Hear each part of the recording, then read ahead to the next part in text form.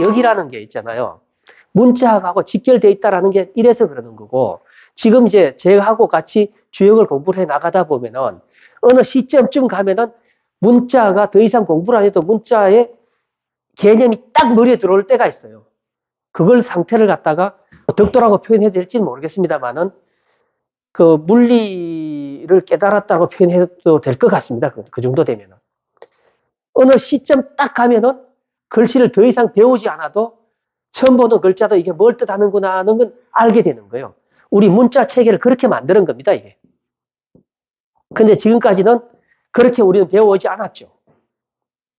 그래서 제가 여기까지 이제 설명을 드렸고, 그 다음에는 아까 제가 역을 가지고 저는 역을 이렇게 생각한다라고 한 게 있었죠. 그게 이거였습니다. 제가 생각하는 역은 세 가지를 압축할 수 있습니다. 아까 간, 변, 불변 말고요. 제가 생각하는 역은 이렇습니다. 첫 번째가 점, 둘째가 학, 세 번째가 이거죠. 이 예라는 개념인데 점과 학과 예로 주역은 설명할 수 있습니다. 우리가 주역을 이야기를 할 때요. 사람들은 그걸 점 보는 책이라고 많이 이야기를 합니다. 근데 그거는 정말 실제 작은 부분이에요. 근데 주역을 자꾸 공부를 하다 보면은 점이라는 수단이 필요 없구나 싶을 때가 있어요. 그러니까 점은 주역을 관통하지 못했을 때 점이라는 수단을 활용하게 되는데 점이 뭐냐 하면은 제가 이제 그걸 보여드리겠습니다. 점이 보면 점복자 밑에 입구자가 있는 거예요. 점복자는 이거 바로 세운 거죠. 그러니까 바로 세우는 이치를 밝혔다는 말. 이게 점주자는 뭐냐면 촛불의 그 심지 있잖아요. 그걸 갖다 주라고 해요. 그럼 촛불의 심지는 불을 밝히는 수단이잖아요. 그러니까 얘가 이제 불을 뜻하는 거예요. 세운 이치를 밝혔다라는 게 점복자의 의미고, 우리 한글에 점이라고 하잖아요. 그럼 점이라고 하는 이유가 뭐냐면 우리 얼굴에 있는 점하고 똑같은 거예요. 백지에 빨간 점을 딱 찍어 놓으면 그게 그렇게 뚜렷하게 잘 보이잖아요. 그러니까 이 혼탁한 미래가 한 치 앞도 내다볼 수 없는 이런 미래를 점을 통하면은 어두운 가운데 불꽃을 쳐다보시듯이 뚜렷하게 바라볼 수 있다라는 말이 점이란 말이에요. 이거 점은 일반적으로 백지에 딱 찍는 점을 말하는 거예요. 이건 점복이고, 복이라는 음을 갖게 된 이유, 결국은 점에 묻고 기대는 것 자체가 복이라는 말이에요. 독단적으로 행하고 내가 마치 뭘 많이 아는 듯이 금방 떨고 앞으로 나아가다는 정말 벼락맞기 십상이고, 사람의 삶이 대체로 그렇습니다. 그래서 묻는다는 것 자체는요, 굉장히 긍정적인 거예요. 그것은 하물며 성인이 남겼다라고 하는 주역에 묻고, 그 다음에 경전에 묻고, 성경을 들여다보고 성경에서 답을 구하고, 그 다음에 도덕경이 됐건 불경이 됐건 사소오경 어느 책도 마찬가지입니다. 거기에다 대고 우리 인생의 앞길을 묻는다는 것은 굉장히 긍정적인 거예요. 그러니까 점이 그런 거라는 거예요. 묻는다는 거예요, 일단. 내가 독선을 행하지 않고. 그럼 점점자는 뭐냐 하면은 같은 점점이라고 하죠. 그러면은 우리 미래 상황을 들여다보면은 개인의 미래상도 한 치 앞을 알 수가 없어요. 그런데 나라의 사정은 더욱더 그렇죠. 그런데 이 국가라는 단위 위에 이 점이라는 개념을 세웠다라는 말이에요. 그게 점점이라고 하는데, 이 점이라는 게 그러면은 요즘 와서 그런 이야기를 많이 하더라고요. 천공이 어떻는 둥, 만공이 어떻다는 둥, 무슨 그런 얘기들 많이 하잖아요. 정부를 운영하는 게 무슨 무당이 뭐 하는 거냐.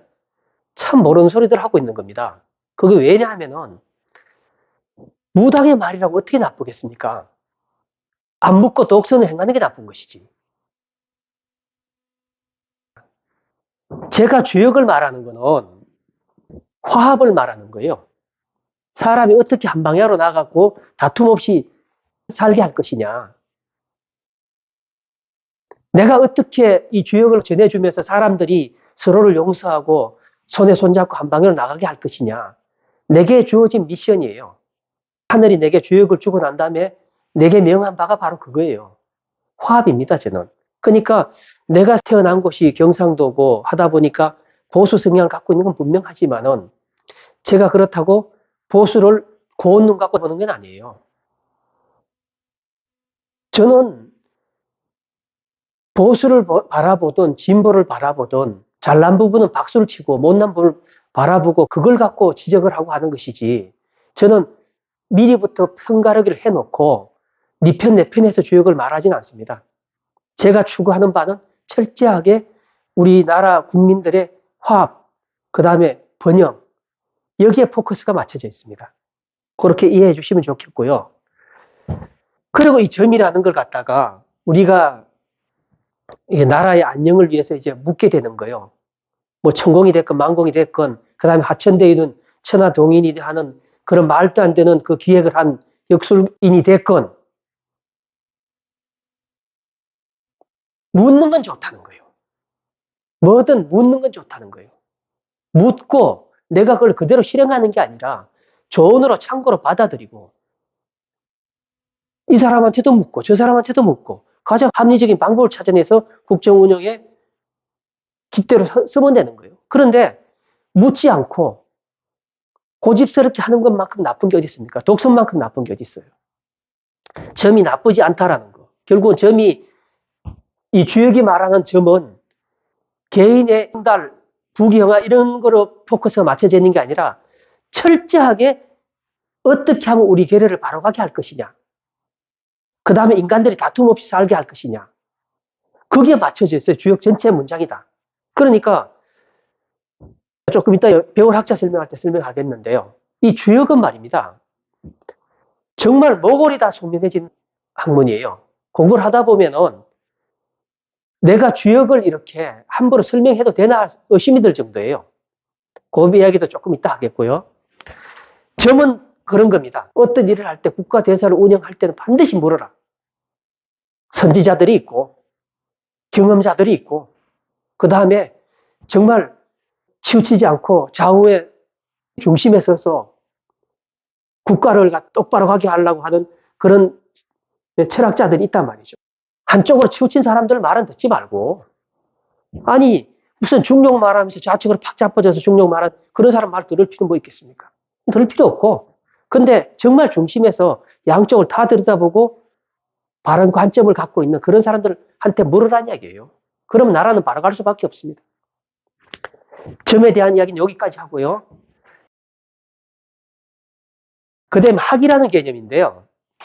뭐 탄설이 있습니다. 그 네이버 한자 사전에 찾아보면은 뭐 아이들이 밑에서 쳐다보고 있는데 위에서 초가 지붕 올리는 상황을 갖다가 애들이 보고 배운다는 등 이런 궤변을 넣어놓습니다.